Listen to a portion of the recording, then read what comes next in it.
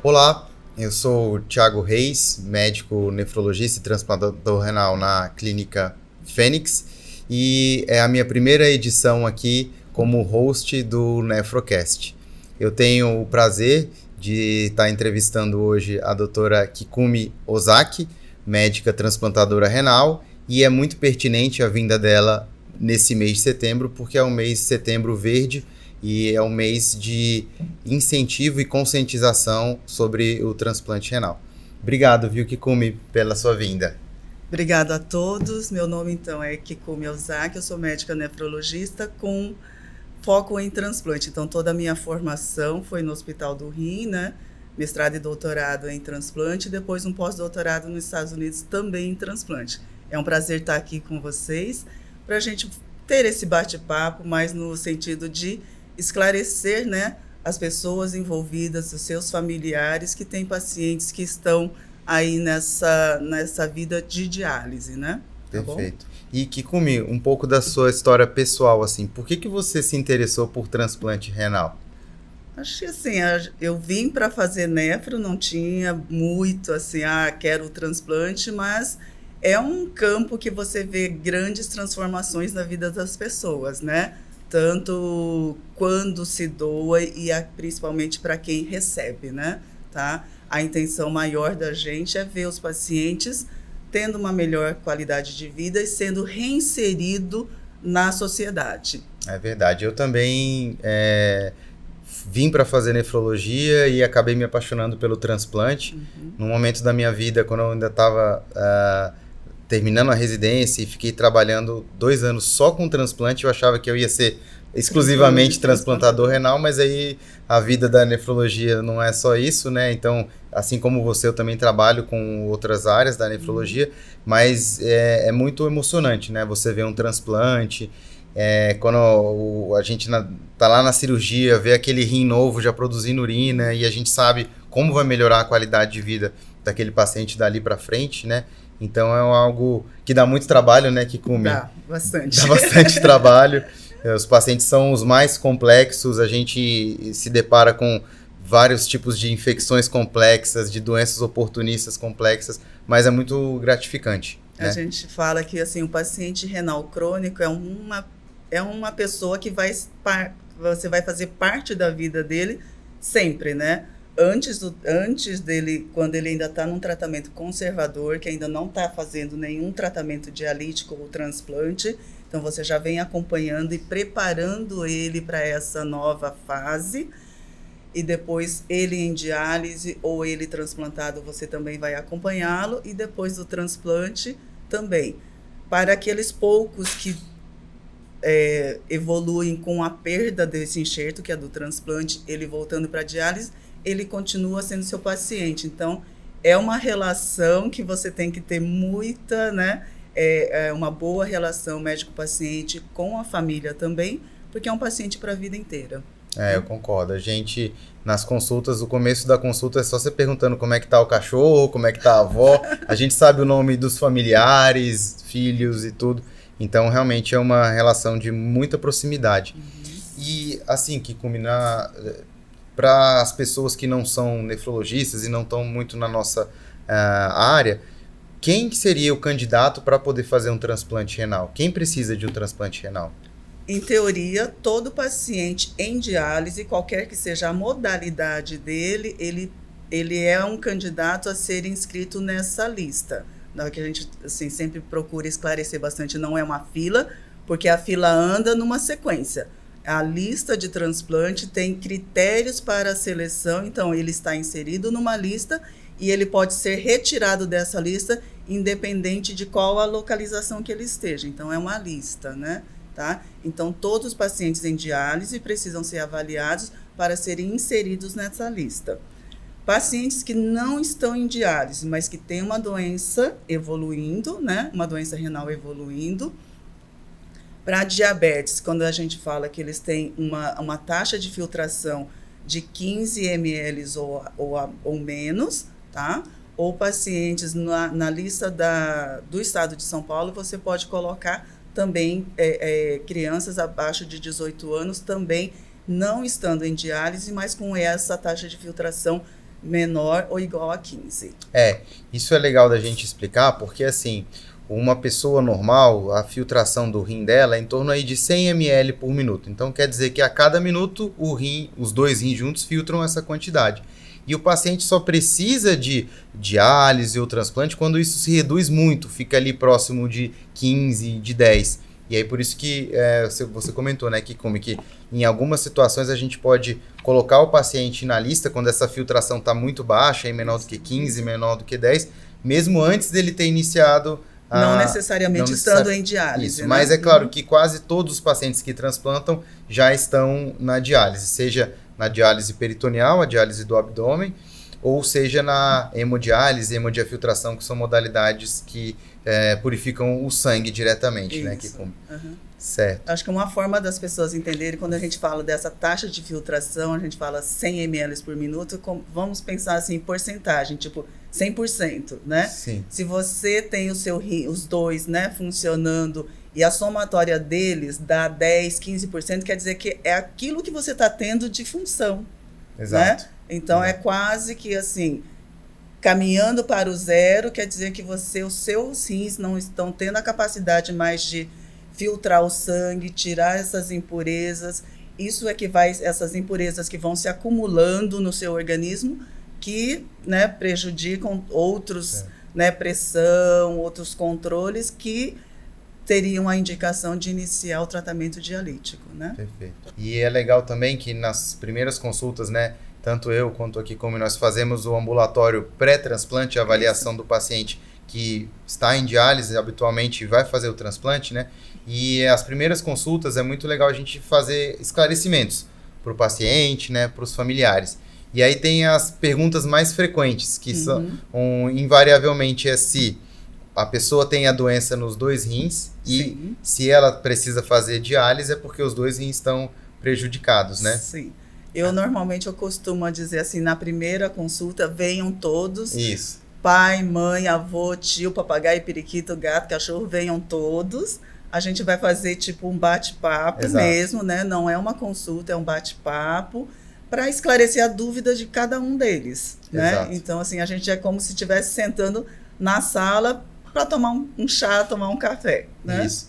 E, assim, uma outra pergunta também que é muito frequente é porque para fazer o transplante a gente não precisa retirar os dois rins nativos da pessoa. Então, mesmo aqueles rins funcionando pouco, não tem problema eles ficarem ali, né? E aí a gente vai colocar o rim num outro local, perto aqui da região da virilha. Então, é muito comum, mesmo entre profissionais de saúde, as pessoas não saberem que a gente não vai mexer nos rins nativos. A gente vai colocar o transplante, que a gente chama de enxerto. Então, sempre que a gente fala essa palavra enxerto é o rim novo, né? É o rim que novo. A gente está se referindo.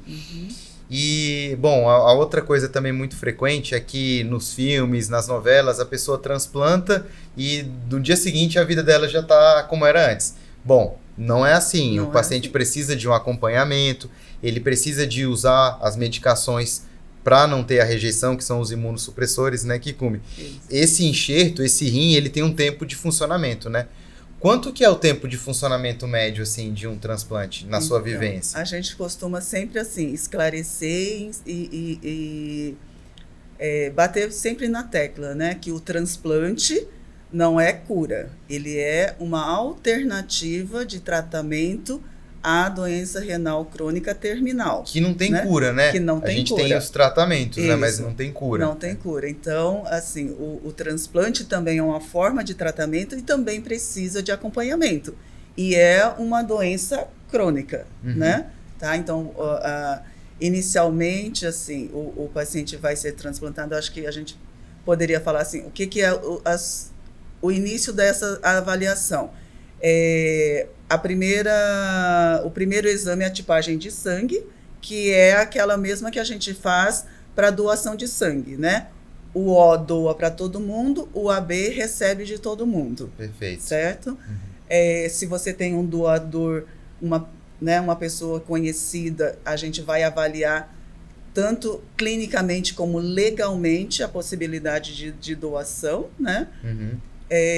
Se não, você vai ser inserido nessa lista. Aliás, todos os pacientes, mesmo com doador, sendo estudado para um doador vivo, é inserido nessa lista, que é um controle que o Ministério da Saúde tem de todas as pessoas que precisam de um transplante. Perfeito. Tá? Então, todos são inseridos na lista e você é retirado quando você receber um transplante de alguém que esteja doando, um familiar ou uma pessoa não relacionada dentro dessa, né, da jurisprudência que a gente tem, certo? Fazendo o transplante tem o tempo né, do pós-operatório, porque é uma cirurgia.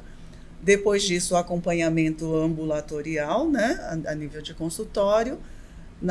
No primeiro mês, a gente costuma ver 1 ou 2 vezes na semana, depois 1 vez na semana no segundo mês, depois a cada 2 semanas.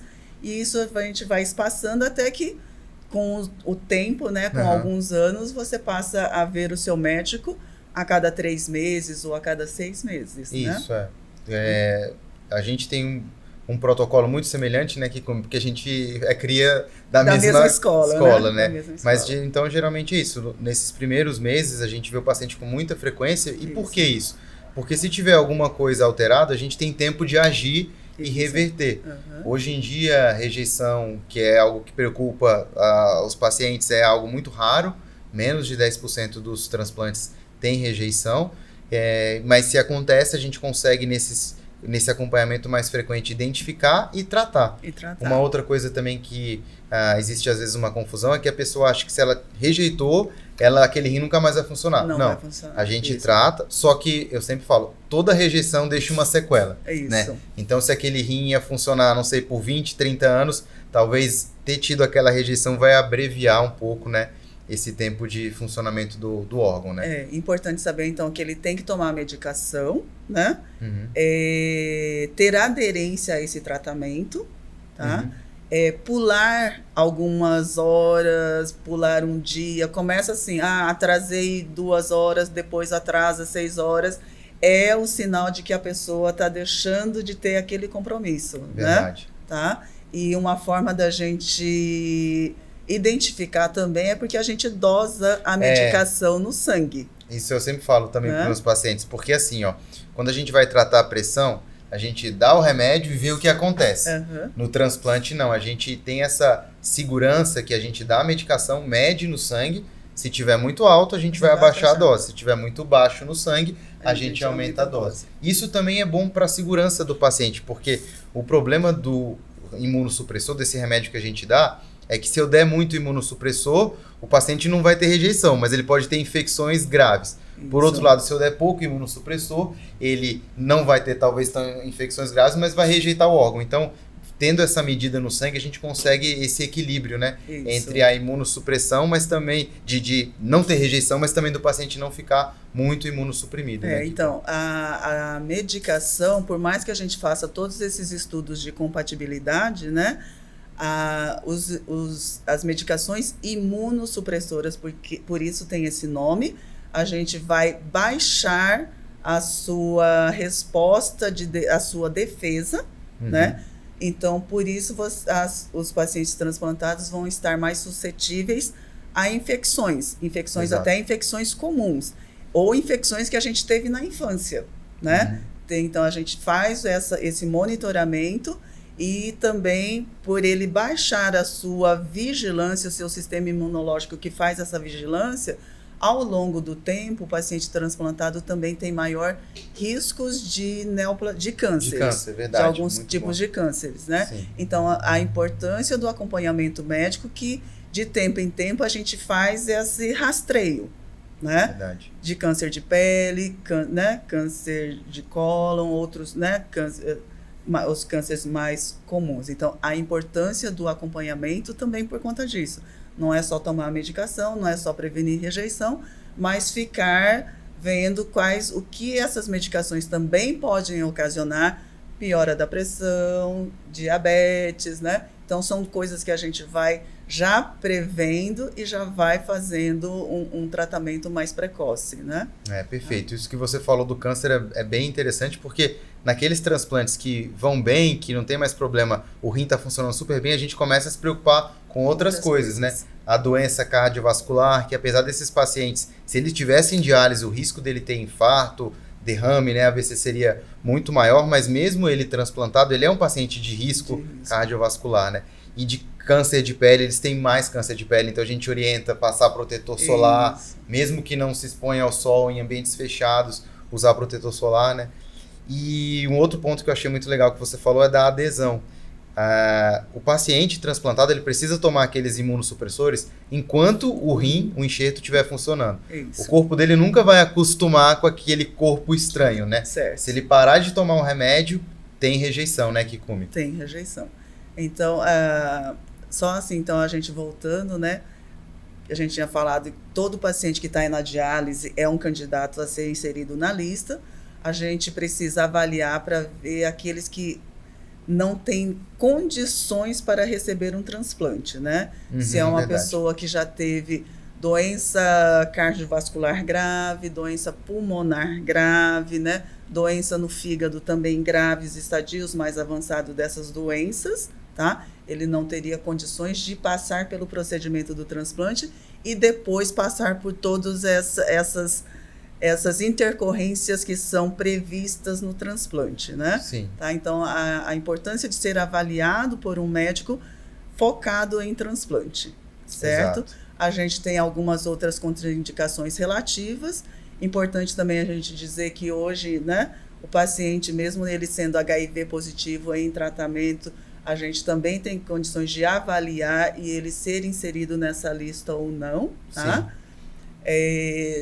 De doadores, então, se você não tem um doador, uma pessoa em vida, você é inserido nessa lista, vai aguardar né, que alguma outra pessoa venha ter morte encefálica e que a família doe. Isso é muito importante, porque mesmo que você diga para sua família, eu quero doar, se depois que você falece, se o familiar não concordar, seus órgãos não serão doados. Então, isso é muito importante, já que nós estamos no Setembro Verde, que é o incentivo à doação, né? Isso. Esclarecimento à doação. Isso. Então, é importante a gente comunicar para a nossa família que a gente quer ser doador e dos nossos familiares saberem que eles que vão decidir. Definitivamente. Então, mesmo que eu manifeste na minha vida, mas se meu familiar não souber disso e não quiser, infelizmente, aqui no nosso país, o transplante, a doação, né, ela não acontece. Não vai acontecer. E eu acho legal mesmo a gente voltar naquele ponto da lista, da fila, porque é assim, né, como você bem pontuou, para você receber o órgão, você estando na fila, depende da compatibilidade. Então, eu sempre explico para os meus pacientes de uma forma mais simplória, que é assim, quando você entrou no transplante, a gente sabe o seu DNA. Sim. E quando tem um doador, o DNA dele vai ser comparado com o de todo mundo que está na lista. E aí quem for o mais compatível é o que vai receber. Então tem casos de pacientes que entram na lista hoje e amanhã transplantam. Deram sorte. E tem outros que ficam mais tempo. Então não dá para a gente prever quando vai ser o transplante. E diferente de outros órgãos, que nem coração e fígado, que às vezes o paciente mais grave transplanta primeiro no rim, a gente não tem isso. Raras exceções a gente tem priorizações, mas habitualmente, né, Kikumi, não tem isso. Essas priorizações são geralmente o paciente que faz diálise e que ele vai perdendo o que a gente chama de acessos, né? Os locais para poder ser conectado na máquina para, né? Purificar o sangue, né? Então, se ele vai perdendo, ele não tem mais por onde fazer, então, assim, o transplante seria o próximo passo, se ele não tem quem doa em vida, né? Priorizados também quem já transplantou de algum outro órgão, tipo transplantou de fígado. Verdade. E depois, por algum outro motivo, ou até as próprias medicações que ele toma faz com que esse rim dele o rim dele nativo pare de funcionar, então ele é colocado como priorização. A pessoa que em vida doou também e por outras razões ele evoluiu com uma perda, né, também da sua função daquele rim que ele ficou, ele também é colocado como uma prioridade por ele ter feito essa doação anterior. Altruísta, tá? né? Assim, esse gesto, né? Isso não é comum de acontecer porque a pessoa que doa, tá? ela vive muito bem com um rim só, e a chance dela ter que ir para a diálise é a mesma chance de qualquer outra pessoa na população em geral. Isso. Tá, assim, dizer, doação não aumenta o risco dela ter que fazer diálise no futuro. Isso, inclusive é porque existe toda uma seleção da pessoa que pode doar. Então, quando a gente faz o processo de avaliação dos familiares, né, a gente só segue na avaliação se a gente souber que o risco daquela pessoa ter um problema renal é muito pequeno. E aí a gente fala que ela está apta para ser o doador. Então, a gente sabe que é mínimo o risco de um doador no futuro precisar de diálise ou de transplante. Até porque, aquilo que a gente falou, você tem 100% da função renal, você só precisa desse tratamento quando está menos do que 10. Então, você com um rim só, e é muito interessante, quando você tira o rim, a pessoa fica com 50%, né? Mas aquele rim depois, ele funciona mais, digamos assim, né? Então, quando a gente seleciona alguém para doar, é porque a gente sabe que o risco dela ter problema no futuro é ínfimo praticamente, né? Mesmo quando a gente começa a fazer essa seleção dentro das pessoas próximas àquela pessoa que precisa do transplante, o fato de descartarmos alguém não quer dizer que essa pessoa tenha um problema de rim. Exato, né? Ou que ela seja doente. Ou que ela seja doente. Muitas vezes ela vai precisar uma mudança na qualidade de vida, né? Porque, assim, uma grande causa da gente descartar inicialmente é a obesidade. Exato. Né? E a gente vê muitas pessoas que depois disso engajam numa modificação, perde peso, né? Principalmente pais para filhos, isso é bastante interessante. Eles vem assim, não, eu não vou perder, assim, eu quero doar. Exato. E eu vou fazer de tudo para que eu possa ser um doador. Então a gente vê muito isso acontecer, a pessoa se engaja nessa mudança, né? Então, porque a gente faz uma avaliação global, né? Assim, a intenção é minimizar e cobrir todos os riscos, né? Sim, E algumas situações, né, por exemplo, as pessoas acham que quem é hipertenso não pode doar. Não é bem assim. Se for um paciente hipertenso, controlado e sem lesão, obviamente, do rim, mas do coração e dos órgãos-alvos que a gente fala, essa pessoa pode ser avaliada. Pode ser avaliada. Agora, geralmente, diabético não, né, que come. Como é que você vê em relação a um diabético doar o rim para o familiar? Diabético não e nem o que a gente chama de pré-diabético também, né? Porque se ele já paciente tem um risco, né? Se já vem de uma família que tem vários casos de diabetes e a essa pessoa que está sendo estudada para ser um doador, a gente tem até um teste, né? Que é assim, se ele tem uma glicemia um pouquinho alterada, a gente faz o teste de tolerância, né?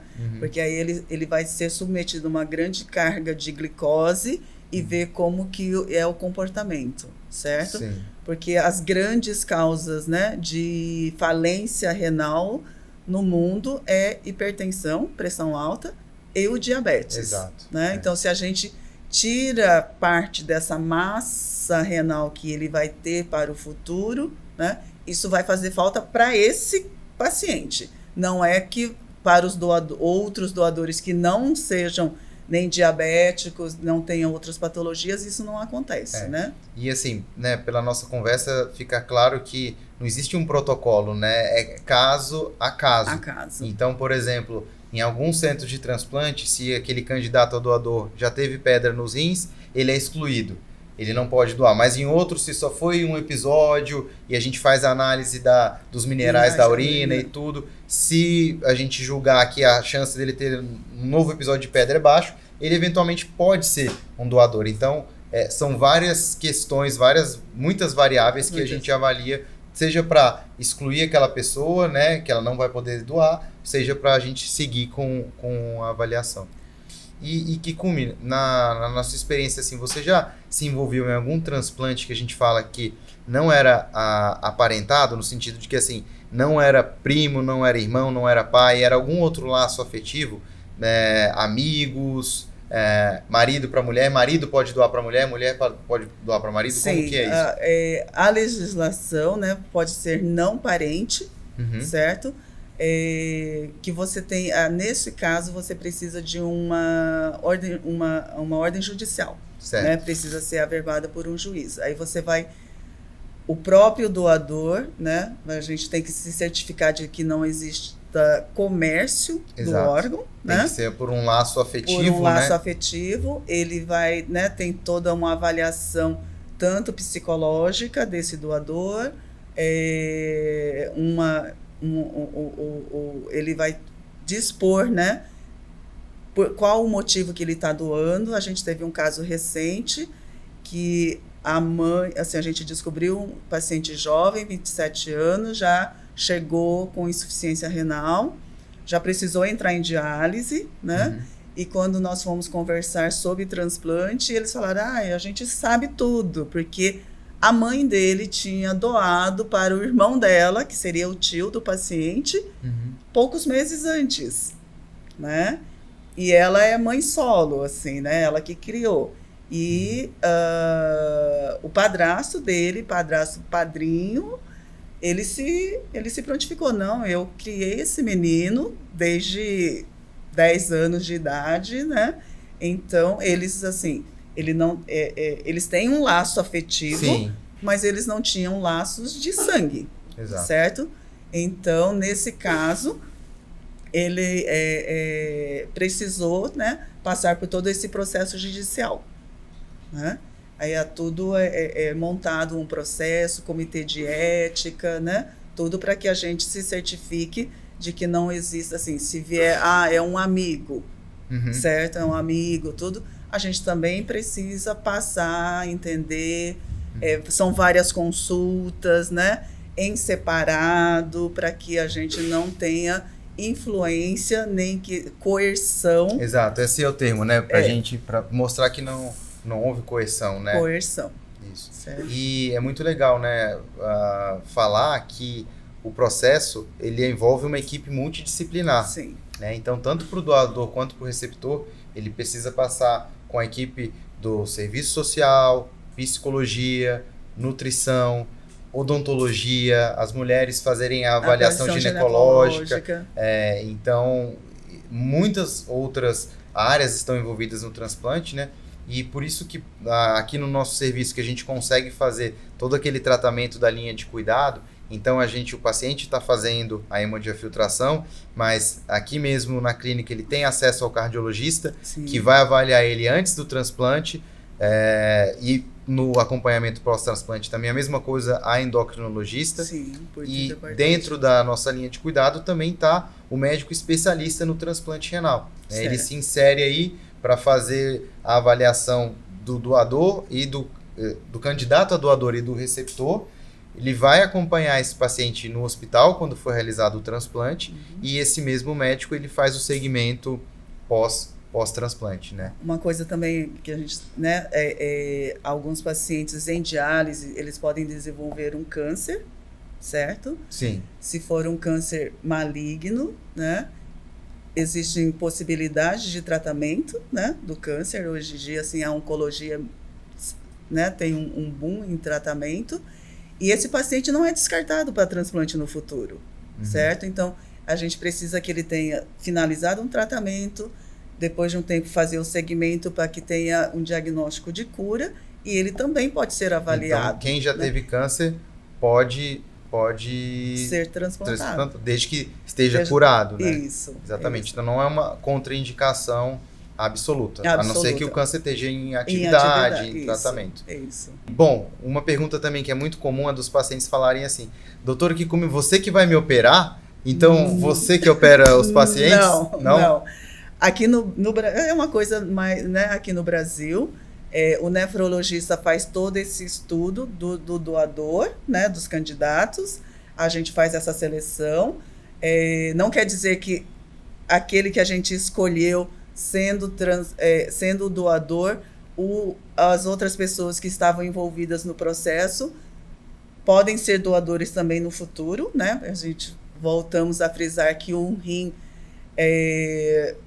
ele tem uma meia-vida, né? Exato. A gente tem pacientes com 5 anos de transplante, como a gente tem pacientes com 30 anos de transplante, sim, certo? Então, assim, né, a gente tem isso De preparar, do funcionamento, né? do preparo. E eu achei bem legal que você frisou. A gente, na nossa experiência, né, um transplante com doador falecido aí dura 15 anos, 12, 15 anos. E se for um doador vivo com uma compatibilidade muito grande, 30 anos. 40 anos. 40 anos. E aquele paciente vai falecer de outras complicações que não tem nada a ver com a gente, né? faz esse preparo, né? A seleção, então, e preparo também de quem está na diálise, né? Porque ele está na diálise, a gente também tem que checar todas essas outras coisas, né? Doença pulmonar, cardiovascular, né? Também. E aí nós estamos lá presentes. A gente costuma acompanhar, né? Sim. O procedimento cirúrgico e depois o acompanhamento do pós-operatório junto com o cirurgião, mas depois a nível ambulatorial de ajuste de medicação, desses controles. São os nefrologistas, né? Eu gosto de explicar assim para o meu paciente, olha, você tem seu cardiologista. Se você precisa fazer uma cirurgia, não vai ser o seu cardiologista que vai fazer. Vai ser o cirurgião cardíaco, ele vai fazer a cirurgia e depois ele te devolve para o seu cardiologista. Na nossa área é a mesma coisa, né? Nós, nefrologistas, preparamos o paciente, quem executa a cirurgia é o urologista, que obviamente é nosso parceiro, né? Com certeza. E posteriormente esse paciente volta para o nefrologista. Se houver alguma complicação da parte cirúrgica, a gente tem um cirurgião junto e ele volta, ele avalia, mas normalmente esse paciente, pelo menos, né, aqui no Brasil, o nefrologista acompanha a parte clínica, né, e o urologista é quem executa o procedimento cirúrgico. Isso, né? Alguns países, né, Estados Unidos, o cirurgião que faz tudo, né? O cirurgião faz tudo. Bom, você falou dos Estados Unidos, é legal a gente também ressaltar que aqui no Brasil nós temos o maior programa de transplante renal público do mundo. Né? E aqui no Brasil o governo oferece as medicações, né? Então, essas medicações, os imunossupressores, são muito caras. Eu acho que, sei lá, 2 a 3 mil reais por mês, que se o paciente tivesse que desembolsar para conseguir essas medicações. E todos os nossos pacientes, quer tenham feito transplante na rede privada, quer na rede pública, eles conseguem a medicação. Isso. Né? Já assim, antes do transplante, a gente já comunica a central de transplante, né? Que estamos programando um transplante com um doador vivo. A cirurgia acontece com o relatório, né, da cirurgia, a gente já informa que a cirurgia aconteceu e você pode emitir a solicitação das medicações das medicações de alto custo, né? Exato. Aí o familiar já pode pegar, o paciente possivelmente ele tem alta já com a sua própria medicação.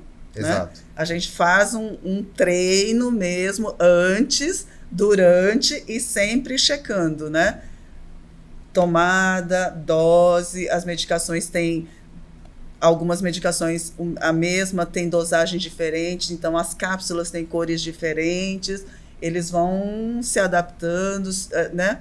E aprendendo a importância de horário, de tomar a dose certa, de prestarem muita atenção qual é a medicação e a dosagem que eles estão tomando. Exato. Né? E, né, com os nossos pacientes transplantados, a gente sempre fala, olha, se algum outro médico te prescrever algum remédio, fala comigo. Isso. Porque existem interações entre os medicamentos que podem ou aumentar o efeito dos imunossupressores, e aí a pessoa fica com mais risco de infecções, ou baixar o efeito dos imunossupressores e a pessoa tem uma rejeição. Então, a gente sempre explica para o paciente essa questão da interação dos remédios do transplante com outros medicamentos, e sempre que ele for começar um medicamento novo, é bom nos comunicar para a gente falar se pode, se tem que ajustar. Isso. Né? Eu falo assim, você pode passar, você pega a receita. Só que você só toma. Você me manda uma foto, né? Me manda uma foto. Então, é um contato assim, direto, 24 horas. É claro assim, que normalmente eles ligam mais em urgência, senão sempre né, o WhatsApp. E assim, a gente que já teve experiência fora do país, os médicos do exterior não entendem como que o paciente tem o nosso WhatsApp. E a gente não entende como que eles não dão para os pacientes deles, porque os pacientes transplantados, principalmente nesse começo, a gente consegue resolver muitas coisas de forma dinâmica, assim, né? Claro, sempre tem aquela coisa de, poxa, o paciente te manda uma mensagem sábado de madrugada, mas para dar certo tem que ser assim, né? Você vai olhar, assim, se é uma urgência ou não é uma urgência, mas você vai dar um retorno, claro, né? O fato da gente, né, estar inserido num programa, é claro que ele também tem acesso a outros profissionais. Se um não atende, o outro atende, né? Ao longo do tempo, é claro que essas dúvidas vão sendo esclarecidas ao longo do tempo. Também sempre falo para os pacientes, faça uma lista das suas perguntas, das suas dúvidas. Que você fala assim, eu tenho essa dúvida, esqueci. Não, faça a lista, por mais que você ache que é uma coisa boba. Não, é importante que todas as dúvidas sejam esclarecidas, né? O paciente chega, 30 perguntas, eu falo assim, essa consulta aqui, 5, tá? A gente vai ticando e vai esclarecendo. Então, o tempo do preparo é até para criar essa ligação, né? Eles serem exaustivamente esclarecidos de dúvida, nem o paciente, nem o doador, nem a família tem que ir passar por esse processo com dúvida. Exato, até porque se ele sabe o que está acontecendo, ele é o maior interessado em tudo dar certo. E ele se engaja mais. Com certeza. E nós, transplantadores, eu faço uma analogia com obstetra, com pediatra. A gente, toda hora tem alguma coisa, tem um chamado e tudo, mas é muito gratificante, né? Quando a gente vê aquela pessoa, como você falou no início, o transplante é para a reinserção da pessoa na sociedade. Então, uma pessoa que não estava podendo trabalhar, que não estava conseguindo estudar, essa pessoa conseguindo se realizar na vida pessoal, na vida profissional, acho que é isso que é o nosso salário, né, Kikumi? Eu tenho, assim, junto com o transplante de rim também, teve uma época que eu cuidei de pacientes com transplante de córnea, que eram córnea complicada também, que precisavam tomar imunossupressão. Nossa. Nem todos precisam, né? Certo. A grande maioria não precisa. Alguns casos precisavam, e para poder fazer esse ajuste de medicação, eles passavam com o médico transplantador, né? E, assim, é muito gratificante quando um paciente chega para você e fala assim, olha, pela primeira vez eu vi o rosto da minha filha, com 6 anos. Né? Sim. Então, são coisas que Sim. valem a pena, né? Verdade. São essas pequenas, assim, são essas pequenas histórias de vida que fazem valer a pena tudo que a gente faz, não é? É verdade. Bom, Kikumi, acho que esse nosso papo foi muito legal, fluiu muito bem, né? Então, a gente tem que enfatizar esse mês, Setembro Verde, as pessoas terem conscientização sobre a importância de doar os órgãos, né? De fato, quando você doa o órgão, você está salvando uma vidas, né? Vidas, né? Porque você pode doar córnea, coração, fígado, pulmão, né? Ossos, pele, então os rins, né? Os rins, então a gente pode ajudar muitas pessoas. Os nossos familiares têm que estar cientes da nossa opção, que nós somos doadores. Não existe nenhum motivo para você não ser um doador. Você não vai levar para aqueles seus órgãos para lugar nenhum. A gente entende que é um momento muito difícil para a família tomar essa decisão, né? Porque sempre é um momento do luto, né? Do luto. Mas se você já falou isso, você já esclareceu, você fala, é um desejo que eu tenho, isso facilita muito para que o familiar também aceite, né, a doação. E vale sempre frisar, né? Quando uma pessoa, por exemplo, ela é considerada em morte encefálica, porque já foram feitos todos os testes mostrando que ela não tem mais atividade cerebral. Então, aquela pessoa, a gente pode considerá-la como morta. Isso. Apesar de estar lá o coração batendo, ela está entubada na UTI. É uma questão de horas, né? Que tudo vai parar. Exatamente. Então, já houve alguns receios da pessoa falar, não, eu não vou me declarar como doador, porque talvez vão me deixar morrer antes para tirar meus órgãos. Essas coisas não existem, né? Lendas urbanas. Lendas urbanas, né? E um outro ponto também é que o nosso sistema de transplante, ele é muito transparente. Muito. Então, teve recentemente essa questão do transplante de cardíaco do Faustão, e algumas pessoas questionaram sobre a lisura do todo o nosso programa. Então a gente assegura, né? É um programa que não tem fraudes, Não. é super transparente, e por isso que não existem motivos para alguém não querer doar. Não ser um doador. Não optar de ser um doador. Uhum. Bom, então, muito obrigado. Foi um prazer ter você aqui. Espero que você volte para outros Nefrocasts para a gente debater outros temas da nefrologia e do transplante. Eu que agradeço. É muito gratificante a gente, né, conversar, principalmente trocar ideias com quem também tem a mesma paixão que a gente tem, né, pela Verdade. nefrologia, pelo transplante, por esses cuidados, né? Tá bom. Então, fiquem apostos aí. A gente encerra o nosso Nefrocast dessa noite e esperamos tê-los em breve conosco.